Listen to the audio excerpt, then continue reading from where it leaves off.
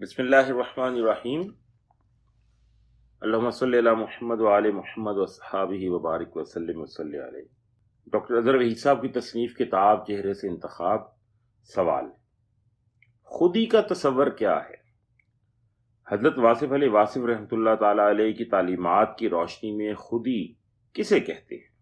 جواب: مرشدی حضرت واصف علی واصف رحمۃ اللہ تعالی علیہ نے خودی کے موضوع پر ایک مقالہ تحریر فرمایا تھا جو کہ سیٹلٹ ٹاؤن کالج راولپنڈی کے اقبال ڈے کے موقع پر پڑھا گیا تھا۔ یہ ایک نایاب تحریر تھی۔ سماحی میگزین واصف خیال کے ایک شمارے میں ہم نے اس غیر مطبوعہ تحریر کو شائع کیا تھا۔ یہ تحریر دیکھ کر اندازہ ہوتا ہے کہ ایک صاحب حال کا حال اور خیال جان سکتا ہے۔ خودی کے موضوع پر اس سے بہتر تحریر میری نظر سے آج تک نہیں گزری۔ اپنی محافل گفتگو میں حضرت واصف علی واصف رحمۃ اللہ تعالی علیہ خودی کی ایک آسان سی تعریف بتایا کرتے تھے کہ خودی کسی انسان کے اندر ایسے جوہر یا صفت کو کہتے ہیں کہ جس کے بغیر وہ خود کو خود نہ کہہ سکے۔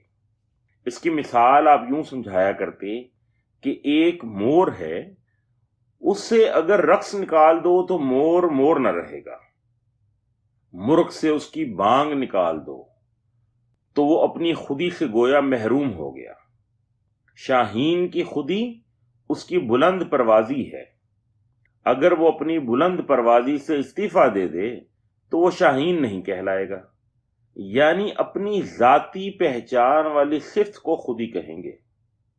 مثلا ایک گانے والے کی خودی اس کا سر ہے، ایک لکھنے والے کی خودی اس کا قلمی جوہر ہے۔ اب سمجھ آیا یہ شعر کہ خودی نہ بیچ غریبی میں نام پیدا کر۔ اسی طرح قوموں کی بھی خودی ہوتی ہے۔ مسلمان قوم کی خودی اس کا جذبہ عشق مصطفیٰ صلی اللہ تعالی علیہ وآلہ وسلم ہے۔